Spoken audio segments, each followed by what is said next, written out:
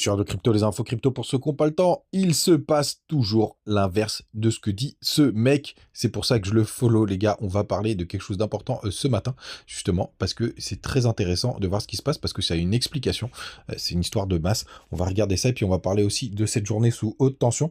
Donc, restez branchés. C'est parti avec un BTC ce matin qui est juste en dessous des 70 000 $, enfin même beaucoup plus bas, 69 351, et qui perd 2,4%. Ether qui est à 3 500 $, lui, il perd 4,4%. Le reste de la map est assez rouge ce matin.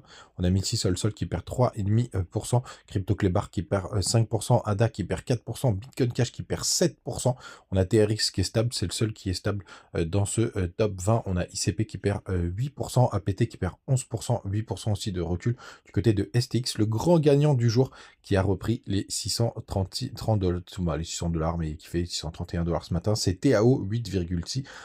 Joli rebond, c'est vraiment le seul qui performe. Dans ce top 50, on a RNDR qui perd 9%, WIF qui perd 13%.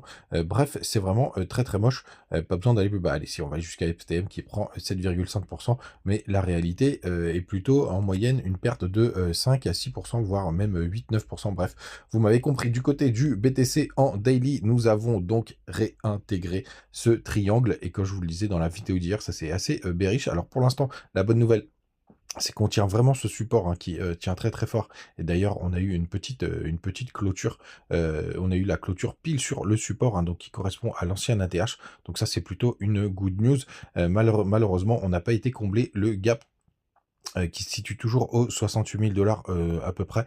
Donc on va voir bien évidemment ce que ça va donner, puisqu'il se passe pas mal de choses aujourd'hui. On va revenir d'abord sur cette news avec ce mec où il se passe complètement l'inverse, les gars. Et ce mec, c'est Carl the Moon. Donc, je vous le disais juste avant que ça brette. Vous voyez, je vous avais dit pullback ou réintégration. Vous voyez, juste là. Juste après, on avait ce mec, Carl the Moon, qui publie justement le fait qu'on a traversé, qu'il y avait ce fameux retest et qu'on allait partir. Et pourquoi il se passe complètement l'inverse? Déjà parce que c'est hyper mainstream ce qu'il est en train de voir et qu'il est suivi par énormément de personnes. Imaginez, il y a 1 400 000 personnes qui le suivent. C'est pareil sur YouTube.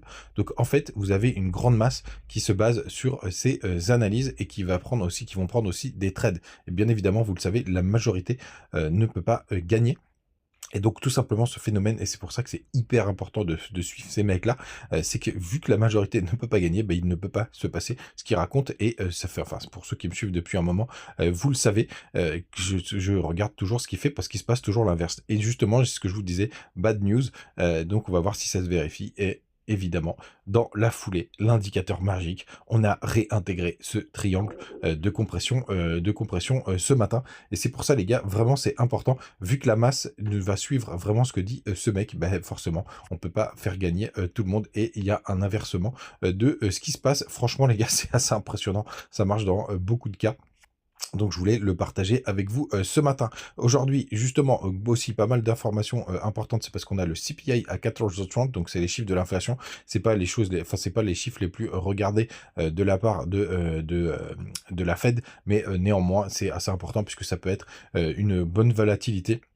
Donc vous avez les prévisions en fonction des différents sujets, donc avec des prévisions qui sont sur les 0,4 pour le hem tout simplement, et le YOY qui est à 3,2%. On va voir bien évidemment quel va être le résultat, et surtout en plus ce soir à 20h vous avez les minutes de FOMC, donc c'est Jérôme Powell qui va parler. On va voir ce qu'il va nous raconter celui-là.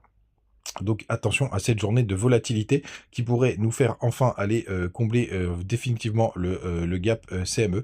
On va voir bien évidemment ce que ça va donner, si ça va suffire.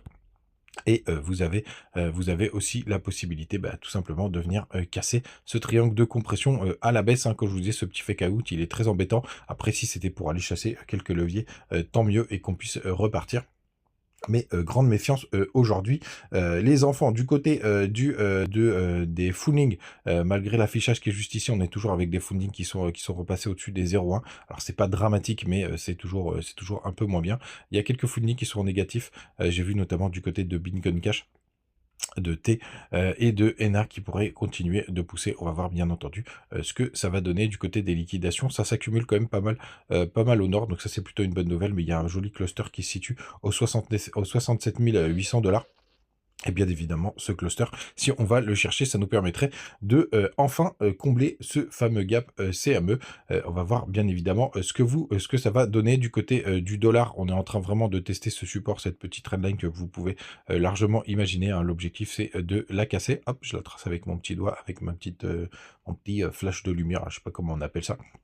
Mais c'est plutôt pas mal les gars, pas besoin de faire une grosse vidéo trop longue ce matin. On va attendre de voir ce qui se passe à 14h30. Il y aura la réouverture des marchés américains, le CPI et pas mal de petites choses, notamment à 20h ce soir. En attendant, n'hésitez pas à nous rejoindre sur le Telegram, toujours des petites news, des petites infos.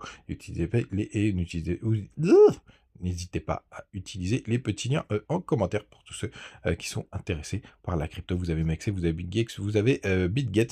Passez une très bonne journée et on se retrouve sur Twitter en live, sur Telegram et sinon demain matin dans la matinale. Ciao.